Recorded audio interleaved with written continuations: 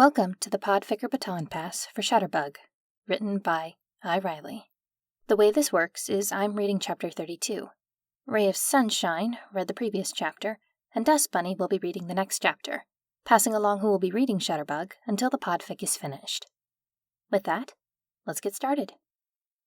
Shutterbug, written by I. Riley. Read for you by Gemini Wishes. Chapter 32. Jason's sitting on the couch next to Peter, playing Mario Kart 7 when Celine walks into the living room. She sits down between the two, but on the floor, her back leaning against it. Bruce says he needs to talk to you. She looks up at Jason and holds out a hand to take his controller. Sighing, Jason stands up and tosses her the controller. Be back in a sec. Peter nods and turns back to the game when Celine started a new race. Walking towards Bruce's office, Jason can hear Dick and Tim's voice as well. There's 2 new masks running around. They're normally seen with Spider-Man. These are the CCTV images O got. As Jason pushes the door open, he quickly closes it behind him. Want to speak louder for Peter to hear? They ignore his sarcasm in favor of filling him in. The new masks are the same we saw when we went to save Peter from Slade. Deadpool and Daredevil. This just further proves that Peter is Spider-Man. Tim's the one to say it, and Bruce nods. He's already here. We could... Dick cuts Bruce off after a quick glance to Jason. And what? Out ourselves as vigilantes? He's a smart kid. It's a miracle he hasn't figured it out already. Bruce squints at him but doesn't say anything. Jason doesn't add anything, too focused on keeping his anger down. We should get more evidence. We don't have that much to go off of as is. Bruce sighs and cuts Tim off. You're partial. You're his friend and want to delay things. Tim looks like he wants to say something, but can't. Bruce having already called him out. Even if Peter is Spider-Man, the kid's done good work. He's not a threat, seems to follow the same rules you do. No guns, no killing. Dick tries to play safe. Even so, his friends are wild cards. Deadpool carries guns and katanas. We don't know what Daredevil uses except hand-to-hand, maybe batons. We need to bring them in, if only on a personal level to keep an eye on them. Bruce leans forward, hands on the table. Jason has guns and Damien has katanas, so I don't see the problem, Tim fires back, matching Bruce's posture. The only actual evidence we have is that he knows Deadpool and Daredevil and that he might be a meta. That's hardly enough to use against him. Tim continues to try, but Bruce counters. He's been kidnapped multiple times for various reasons and has gotten himself out of them almost every time. Lex Luthor and Slade both have extreme security, but he walked out of each of them. Even so, Tim is cut off by Jason slamming his hand onto the desk. That's enough. You talk like he isn't a few rooms over. While he may be Tim's friend, he knows how to take his feelings out of it to make the right call. And while yes, we don't know about the 2 new masks, we know we can trust Spider-Man. And if we can trust him, we can trust his judgment of them. Jason huffs at the end of his speech, all 3 men looking at him. Bruce leans back in his office chair with a sigh. Jason, I know he's your friend and how much you like him, but the facts remain. Peter is Spider-Man. If not, he's at least related to him. You said it yourself. Spider-Man called him a friend. He's an inconsistency, not from this timeline. He pauses, and the rest of them freeze. What do you mean, not from this timeline? Dick asks, speaking up after a while of listening. Bruce sighs and pinches the bridge of his nose. Something Booster Gold said when Peter went to the Watchtower. Said Peter was never mentioned in the future. This wouldn't have been a big deal, but when he brings up a certain arachnid that's been swinging around Gotham, he told me about the lack of news about it. He sends a look to Dick, who turns away. There was recently a call for images of him from different news outlets, Gotham News being one as well. Peter should get the message soon. But there was no mention of Spider-Man in the future he's from. Bruce finishes speaking, and the room falls into silence. A loud ringing cuts through the silence.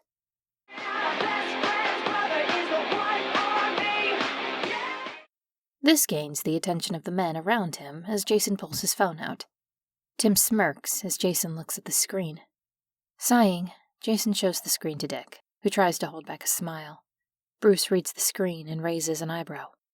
Why is that her ringtone? Jason shakes his head before answering the phone. Ask your kid. He nods to Tim as he steps out of the room. Hearing Tim explain it to Bruce, he closes the door. Why are you calling me when you're in the house? The noise from the other side gives Jason the impression that she's in fact not in the house anymore. I took Peter for a girls' night. Jason pales, remembering his own girls' night. Have mercy on him, please. He's got plenty of life to live. She gives a mocking laugh before adding on. We're meeting Harley and Ivy at Zatanna's, so we'll be back late. She hangs up after that, and Jason is left staring at his phone. What's with that lineup? He re-enters the office after shaking his head. There was still work to be done. After Celine had dragged Peter out and made a call, probably to Jason, she sent out a text. Soon enough, Harley and Ivy joined them at the cafe they ended up at. Hey, Celine. She pauses and then smiles again. Peter! I didn't know you knew Celine. Peter looks up from his drink and smiles. Hey, Harley. Ivy, how have you been? Harley tells him about how they hadn't been doing too much. Ivy was quieter than usual, and when Peter asked her if she was okay, she apologized. What for? She hesitated, but elaborated. A while ago, when you were doing the report on my showcase, one of the protesters threw a can of fear toxin onto the stage. I saw the videos of what happened, and I saw you push Red Hood out of the way from one of my attacks. She holds onto the cup she got when they entered.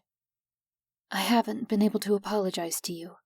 I know it wasn't me who threw the gas, but it was still me who caused everything. Harley put a hand on Ivy's shoulder. Peter shakes his head and sends her a smile when Celine speaks up. Okay, that's enough moping. It's a girls' night. I called up Zatanna. She's going to do some voodoo magic. She wiggles her fingers, and Harley laughs. Just 'cause you don't believe in magic doesn't mean it's not real, Toots.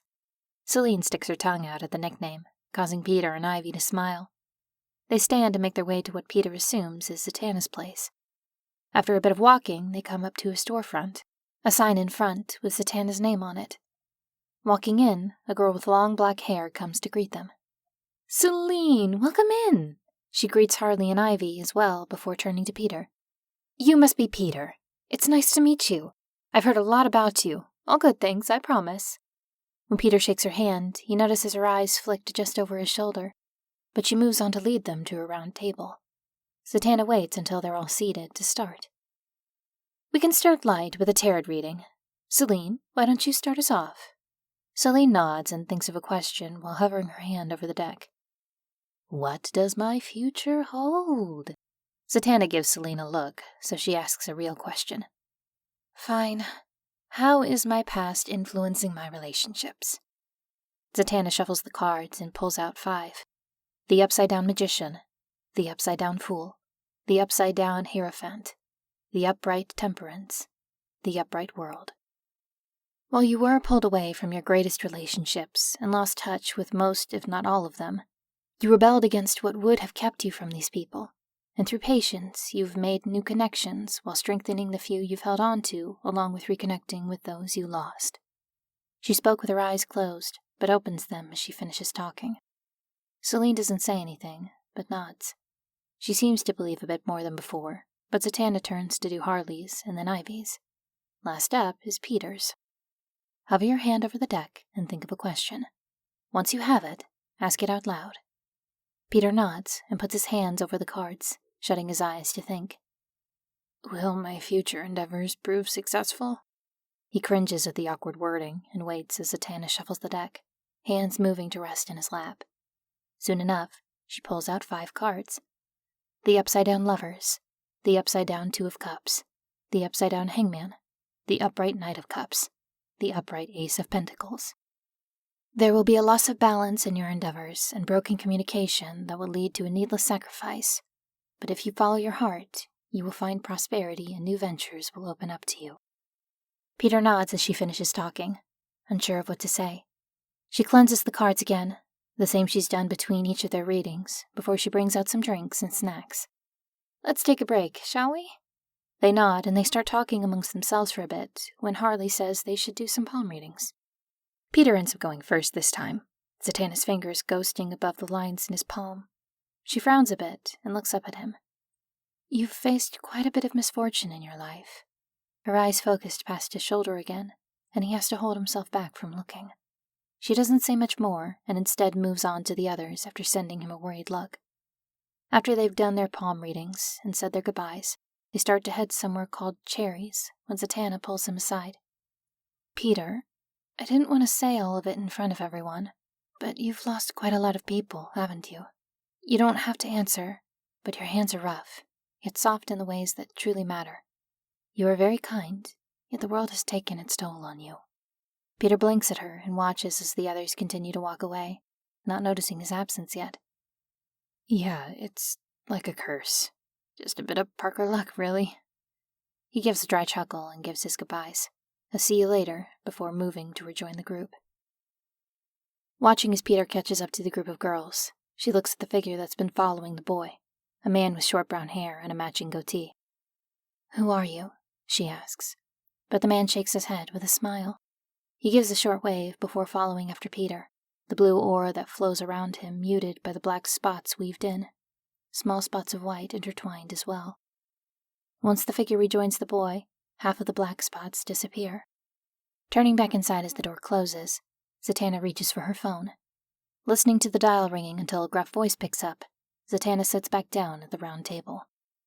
Zatanna? Bruce, I have something I want to talk to you about. When she gets the go-ahead, she starts. When I asked about his loss, he said he's cursed. A bit of Parker luck, as he put it.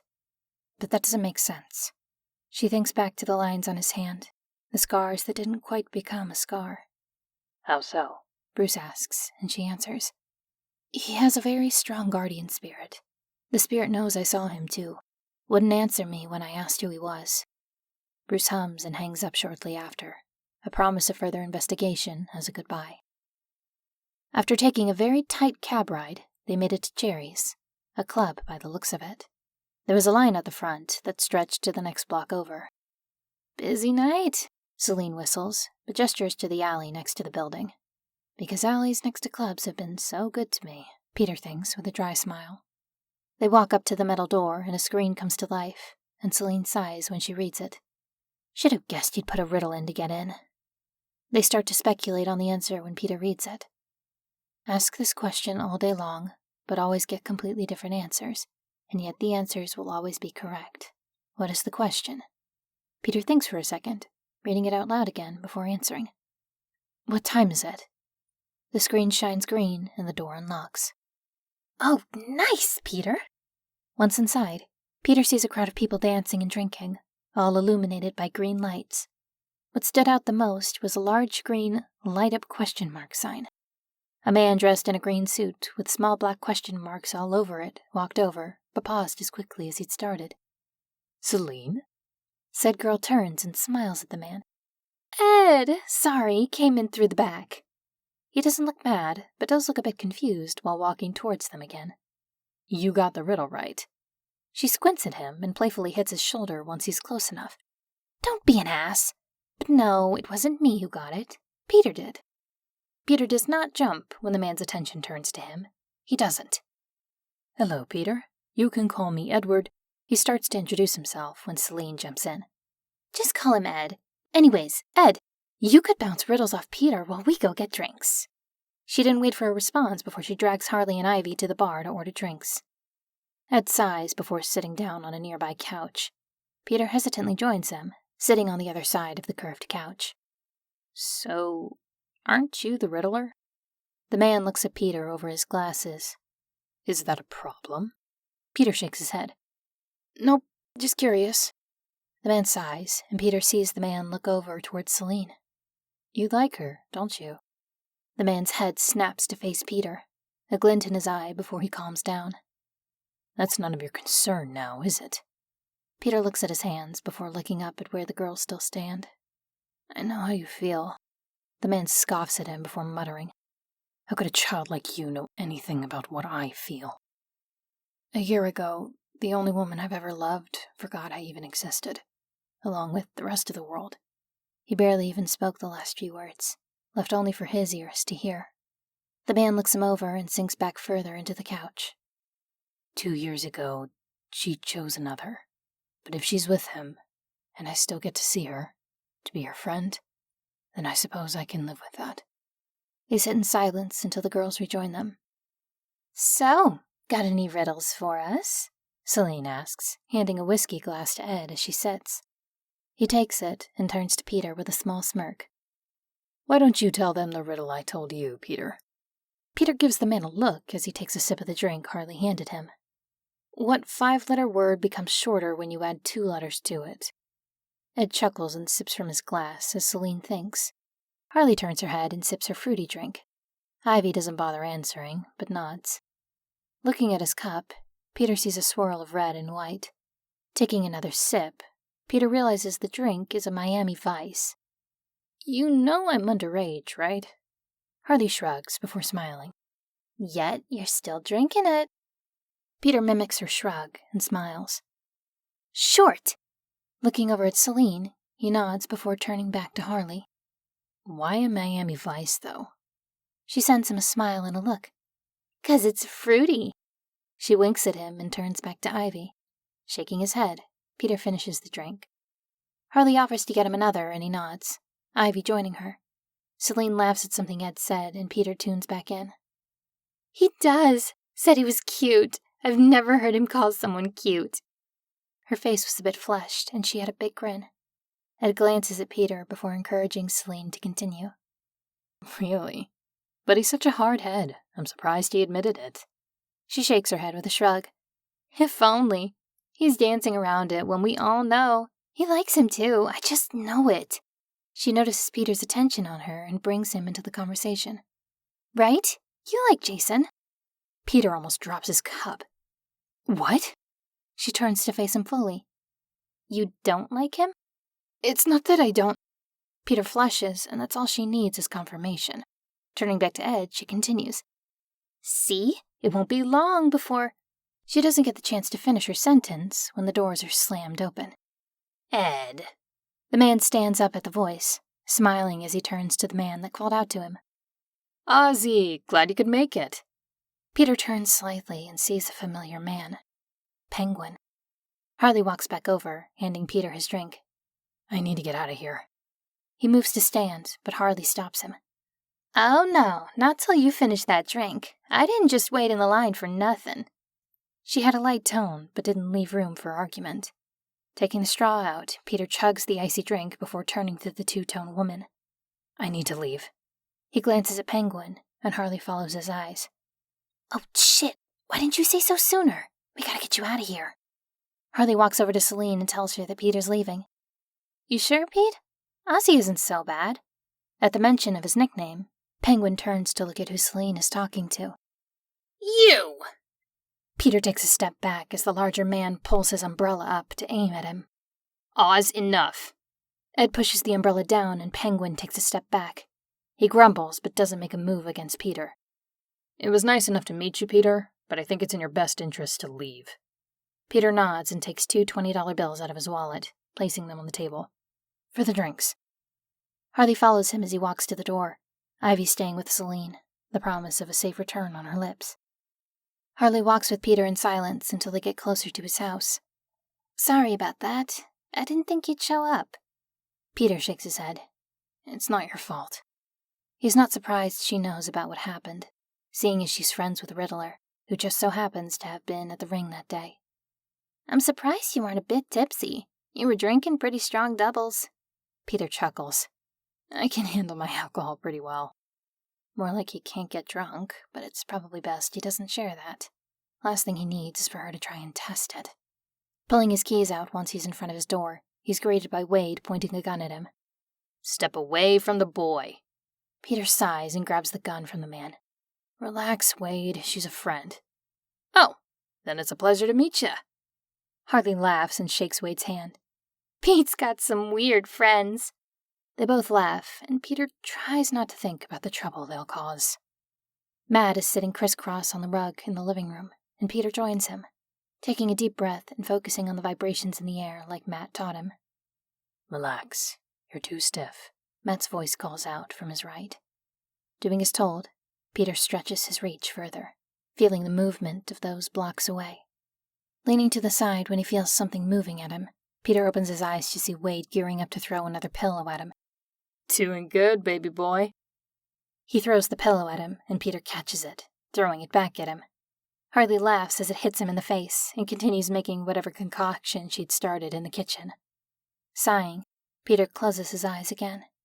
He's almost got it. Just a bit more.